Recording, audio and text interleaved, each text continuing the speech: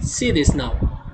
Income from capital gain. So now first we have to understand the definition whatever they have mentioned. See this now. Profit or gains arising from the transfer of capital asset during the previous year is taxable under the heads capital gain under section 45 of the Income Tax Act. So now we know there are 5 heads of income. So one is salary, house property, business and profession, capital gain, and income from other source. So now under capital gain, again there are 2 category. One is short term capital gain and one more is long term capital gain. So that we have to identify which is short term and which is long term capital gain. Then we have to also know what do you mean by capital asset. So that is also very important. So now capital asset, if you see section 2 clause 14 of the Income Tax Act, capital asset means what? So now there are certain meanings they have mentioned or adjustment or details are given for capital asset. See this, any kind of property held by an assessee whether or not in connection with his business or profession. So that is the first case. So usually if you see capital gain chapter, they will give you the adjustments regarding properties like any land which was there during 1990s and it is sold in the year 2020. So like that adjustments you may come across. Similarly agricultural land adjustments. So all these things belongs to the capital asset. Now any securities held by foreign institutional investor which has invested in securities in accordance with the regulations made under the Securities and Exchange Board of India Act 1992. So if that is the case, again it comes under capital asset. So what you can say, again this is the portion, it is static in nature. Whatever the theory part is there, right, under tax, that you have to write exactly whatever they have prescribed. So same thing you have to write if the question comes what is capital asset. So you have to read this information whatever given here. Then note, capital asset may be movable or immovable. So movable property also included in the capital asset. Immovable properties like land is also included in the capital asset. Tangible or intangible. So again that also comes under capital asset. And some corporeal like furniture and jewelry etc. or intangibles like goodwill, tenancy right or copyright etc. comes under capital asset. So this much we know now. Capital asset means it may be movable item or immovable item. Now depending upon the duration. And one more thing, whenever we are talking about short term capital asset, there is some duration prescribed, whether it is for 2 years or 3 years or some case it is 1 year. So that we have to see. Similarly long term, if it is exceed that duration, of course it is a long term capital asset. So now the following assets are not treated as capital asset. So you can say this is an exemption to the rule of capital asset. You can say one is stock in trade. So what do you mean by stock in trade? Any stock in trade or consumable stores or any raw material held for the purpose of business or profession. If there is any given in the question, you should not include because it is not a capital asset. If it is not a capital asset, then there is no capital gain tax. So very simple. Then agricultural land, second condition is regarding agricultural land in India, provided it is not situated in any area within the territorial jurisdiction of municipality or a cantonment board having a population of 10,000 or more in any notified area. So what they are saying, agricultural land should be there, that should be located in India, and it should not be there within the jurisdiction of municipality, and it should have a population at least more than 10,000. So in that case it is not a capital asset. And there are various exemptions are there for capital asset, that is exemption under section 54. There are long list of exemptions we have to go through, that we have to see. Now let us discuss about the third point. What they are saying, third point, that is personal effects being movable assets like furniture, car, AC, refrigerator, wearing apparels, etc. So it is not a capital asset. But whatever given in the bracket, see this: jewelry, archaeological collection, drawings, paintings, then a sculpture, and any work of an art are capital asset. So jewelry is a capital asset you can consider.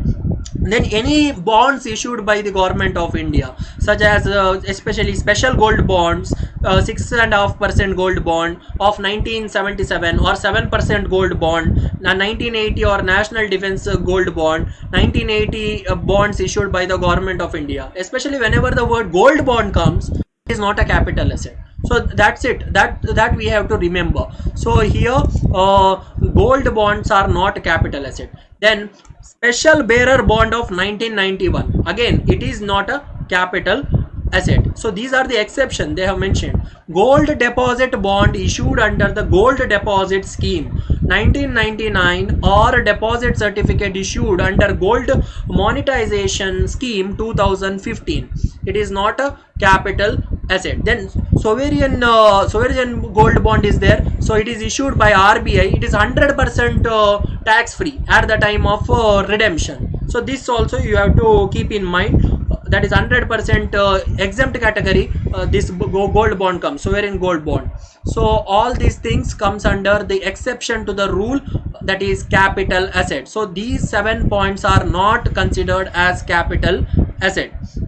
So now one more thing, here we have to categorize, or we have to divide the capital asset into two categories. One is short term and one more is long term. So first let us see what do you mean by short term capital gain.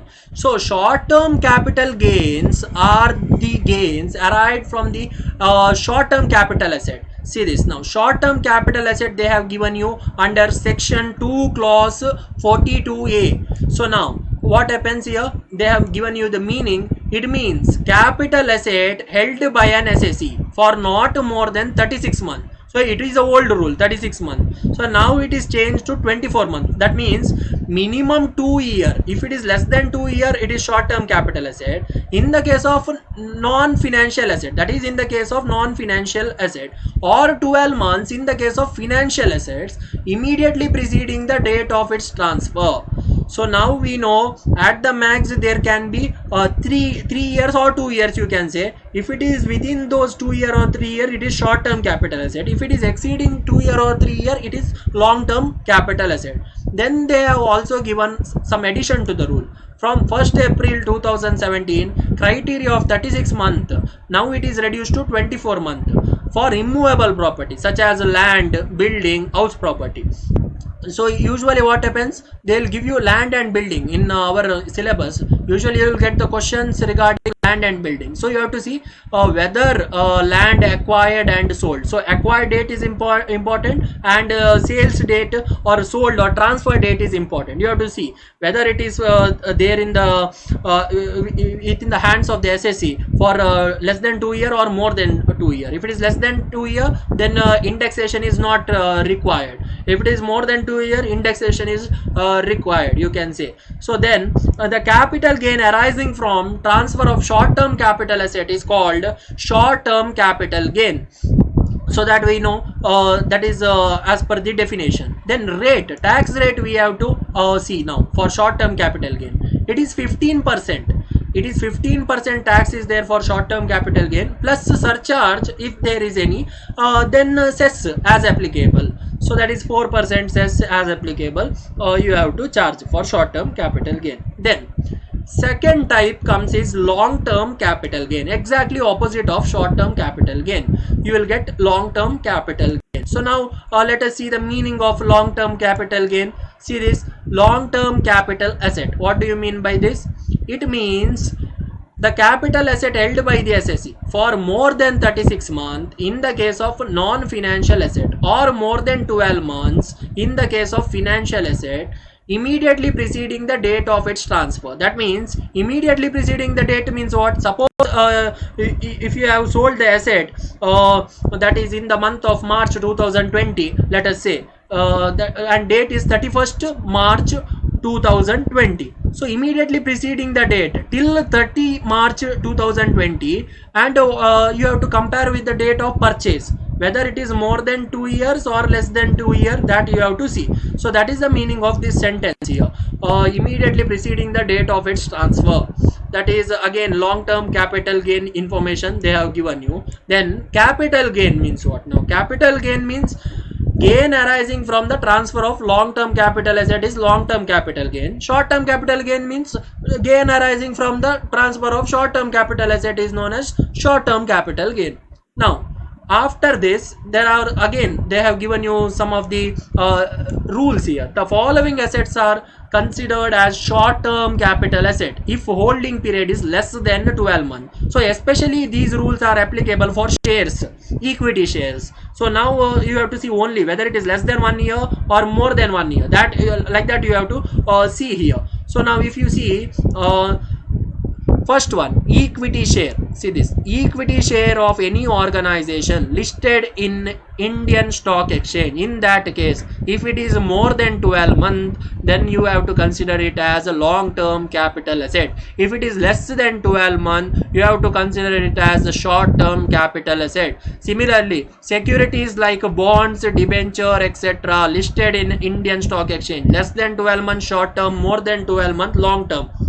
UTI units, regardless of being quoted or unquoted, again same rule, 12-month rule you have to consider. Then capital gain on mutual funds that are equity oriented, whether they quoted or not or listed or not, again same 12 months rule you have to see. If it is less than 12 month short term, more than 12 month long term. Zero coupon bond. So now what do you mean by zero coupon bond? So zero coupon bond is something the entire amount is payable on the date of maturity, you can say. In between there is no interest payment. So it is different than other type of bond. If you take other bonds, you will get the interest payment in between the year, isn't it?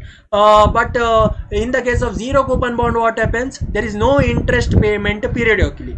Yes, so that is the meaning of zero coupon. Now we have to identify what do you mean by financial asset and what do you mean by non-financial assets. So now there are certain examples are given for financial assets. If you see here, see first for financial asset they have given you shares is a financial asset, because shares means in the sense we are dealing in securities, stocks, so that is financial in nature. Shares, securities, debentures, unit trust of India units, then mutual funds, all are financial in nature. So for financial assets or financial in nature, what they are saying here, see this, in the case of financial asset, if it is more than 12 months, that is long term. If it is less than 12 months, it is short term.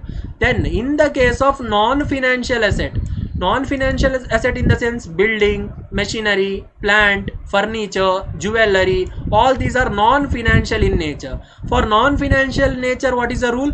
Here they have given you 36 months, but it is already mentioned 36 months is now changed to 24 months. See this now, they have said here from 1st April 2017 criteria of 36 months have been reduced to 24 months. For immovable properties like land, building and house property, then you have to see whether it is less than 2 years or more than 2 years. If it is less than 2 years, short term, more than 2 years, long term. So depending upon that, you have to calculate long term as well as short term capital gain. Yes, so after this we have to see the tax rate for long term capital gain. We have seen the tax rate for short term capital gain, that is 15%, isn't it? That is 15% we know. Then depending upon the surcharge, if there is any, you have to apply. Then cess as usual you have to apply. Then here long term capital gain tax, see this, sales of equity share and equity oriented mutual funds or units of business trust held for more than 1 year on or after 1/4/2018 will be chargeable to tax at 10%. What do you mean by this? So that is nothing but if you are dealing with shares and securities, mutual fund, financial asset or financial instrument, after the year 1/4/2018, it is a tax rate is 10%. Then up to 1 lakh, up to 1 lakh capital gain, it is exempt from tax. That means you need not pay any tax up to 1 lakh. If it is more than 1 lakh on these financial instrument, then it is taxable at the rate of 10%.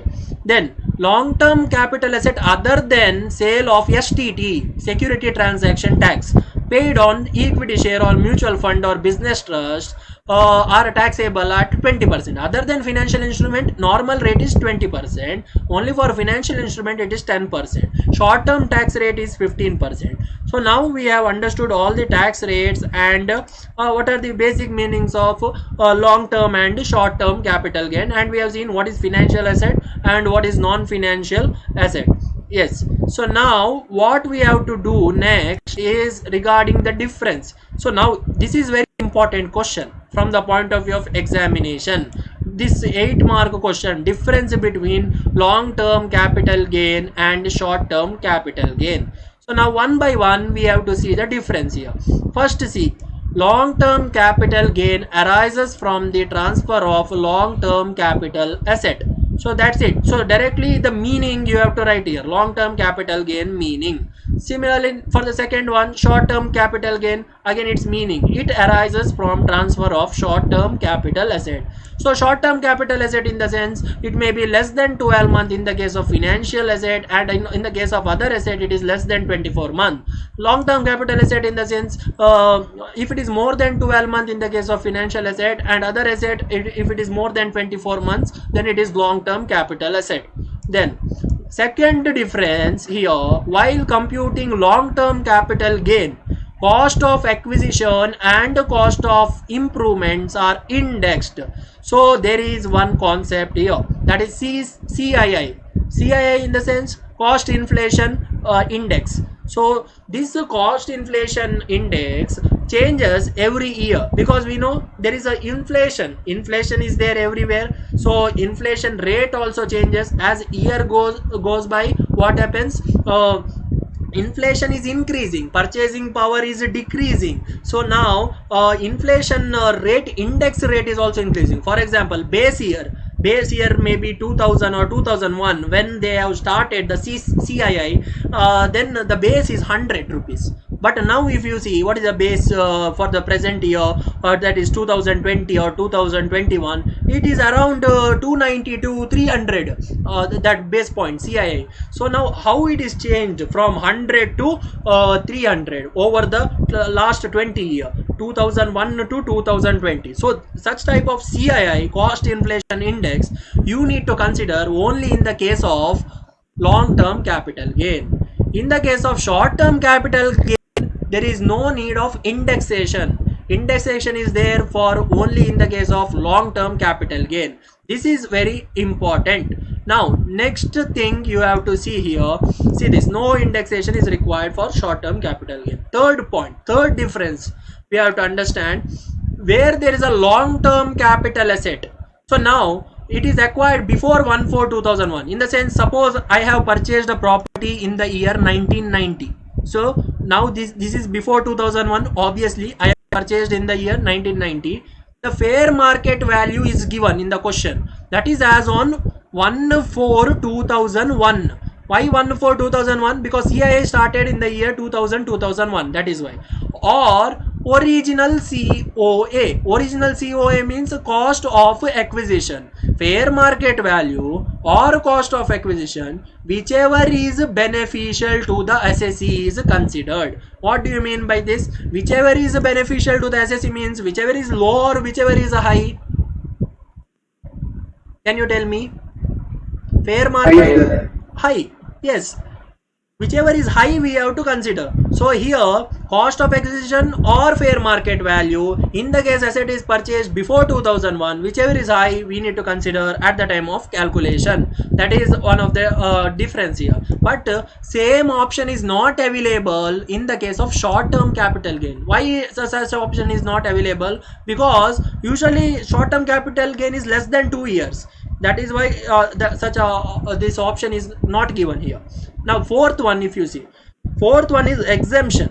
Exemptions under section 54. So here under capital gain, that is section 45, but exemptions are listed under section 54. So there are 54 is there, 54B is there, 54EC, 54F, various exemptions are given. So all these exemptions are available only for long term capital gain. But for short term capital gain, no exemption is available, where the asset relates to those specified under 5454 EC and 54F. So usually 54F, what happens, it is added to this proportionate exemption, you can say 54F. 54 EC is regarding bonds, related to bonds, you can say. So that is about fourth point. Then fifth point, fifth difference here regarding tax rate. Long-term capital gains are taxed at a lower rate of 20%. So we know this is a general rate for long-term capital gain, 20%.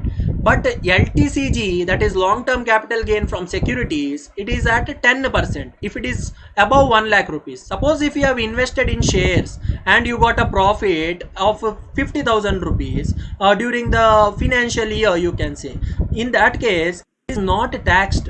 Why? Because it is less than 1 lakh rupees. If it is more than 1 lakh rupees, then what happens? 10% tax you need to pay. So that is from security. What about short-term capital gain? Short-term capital gains other than sale of securities are taxed at a usual rate along with other income. So now here, usual rate in the sense, what do you mean by short-term capital gain usual rate? Can anyone tell me?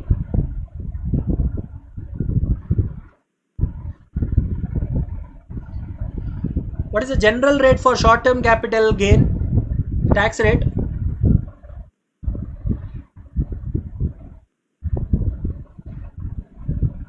Normal tax bars are there, that with that income only we tax them, no, sir? Yes, yes, that is correct. For short-term capital gain, whether there is a general tax rate is there like 15%, like how it is there for long-term capital gain, 20% is there for long-term capital gain.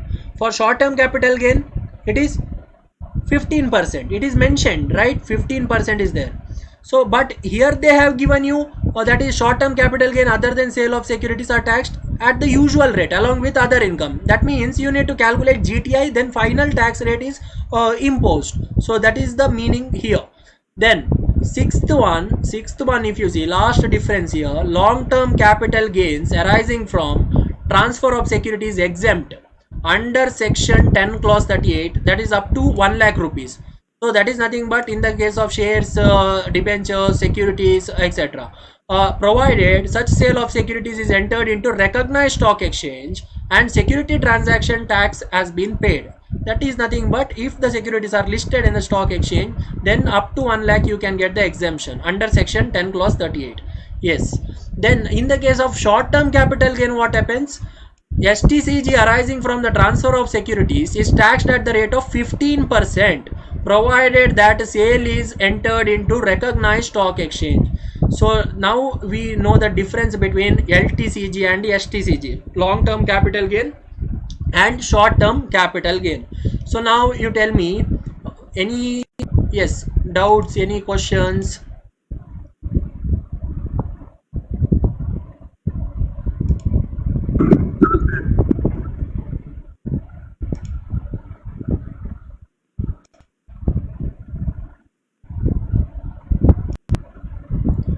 Yes, tell me. No doubt. Anand, Hanumanta, Anuj, Suraksha, Shavya, Pragati.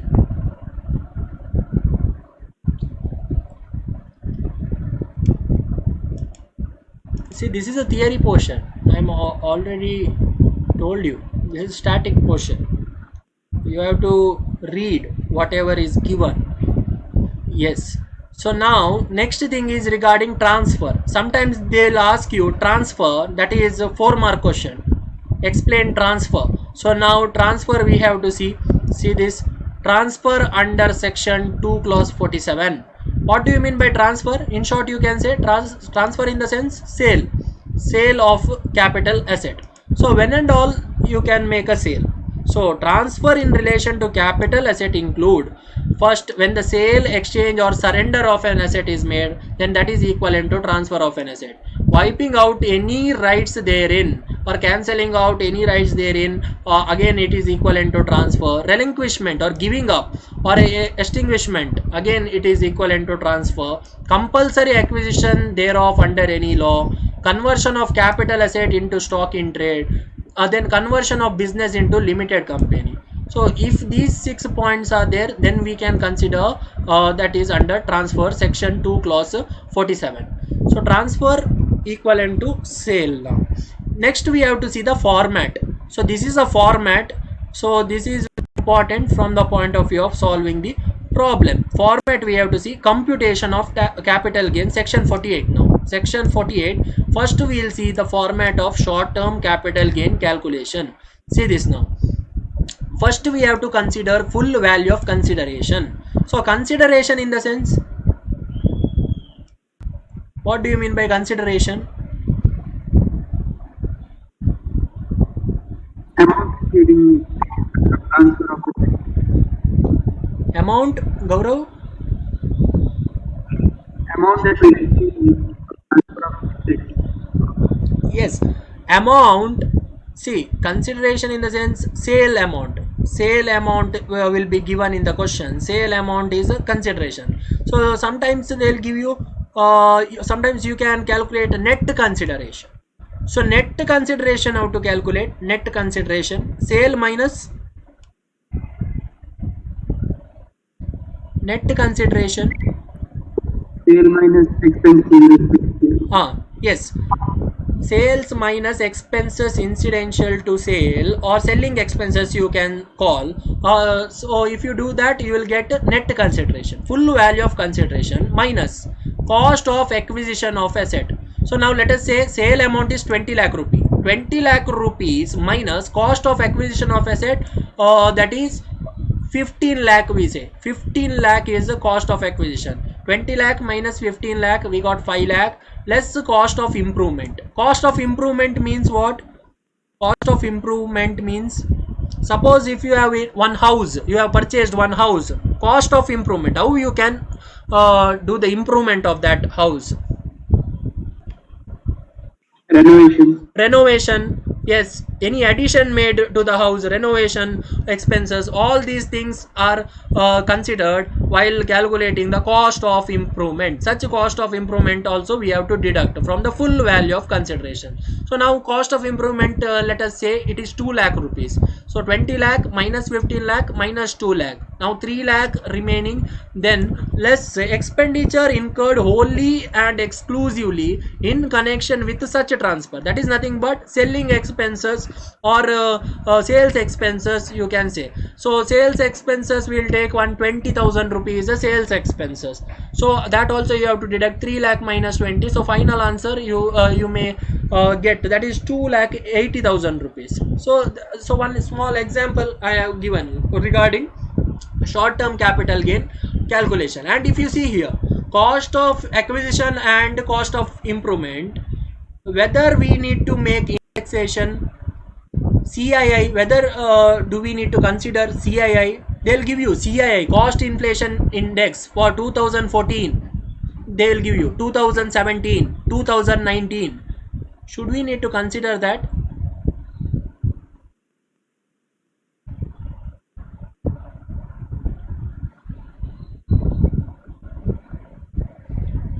Yes, tell me. No considering. Yes, not required for short term capital gain. Yes, that is correct. So only directly you can write the amount and you can do the calculation. Next, let us see long term capital gain format. See this is a format of long term capital gain. First you have to consider again full value of the consideration less, here what is difference, indexed cost of acquisition. See this, here they have given you indexed cost of acquisition less indexed cost of improvement less expenses incurred wholly and exclusively in connection with such transfer. So this selling expenses is there, that is common for both. In the short term capital gain also there can be selling expenses, long term capital gain also there can be selling expenses. Now what is different here, you have to apply indexes. indexed cost of acquisition and indexed cost of improvement. So that is the format of long term capital gain. Now next you see indexed cost of acquisition. How to get indexed cost of acquisition? See this is one kind of formula, you can say. So this formula is not required, but you can see here, see this cost into cost of acquisition means, suppose 5 lakh is the cost of the house, 5 lakh into cost inflation index for the year of sale of an asset. That means sale, the year in which the house is sold, that year CII you have to see. Cost inflation index of that year you have to see. Let us say CII for the year 2019 is 289. 289 index is given. So now what you have to do? 5 lakh into 289 divided by, now divided by what they are saying, cost inflation index in which the asset was acquired, or 1/4/2001, later of the two. So now I will let us say I purchased the house in the year 1990, and for that year simply they have given you one CII, and 1/4/2001 they have given you CII 100, and 1990 CII they have given you 85. Now what we have to consider here? CII is not there for the year 1990. Yes, tell me, 2001 or 1990 we should consider?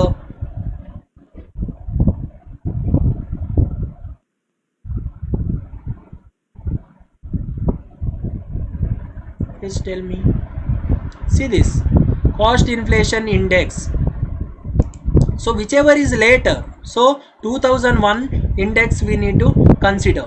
So 2001 is 100. So 5 lakh into 289 divided by 100, if you do, you will get indexed cost of acquisition. So similarly indexed cost of improvement. So in short, how to remember the formula? Cost into the year in which the asset is sold, that CII, divided by year in which the asset is purchased, that year CII we have to see. So now for indexed cost of improvement also same formula. See this, cost into cost inflation index for the year in which sale of an asset, divided by cost inflation index for the year of improvement. Suppose improvement is made in the year 2015 and that year CII is given 200. So now 289 divided by 200 into 5 lakh you have to do in order to get indexed cost of improvement. So now you see here they have mentioned you CII starts from the year 2001. So it is the base year. So 2001 is a base year. Whenever there is a base year, CII we know 100. Even if it is not given, we'll assume that CII is 100. So this is how we are going to calculate indexation of cost of acquisition as well as cost of improvement. Have you understood whatever we have discussed here? Just tell me now.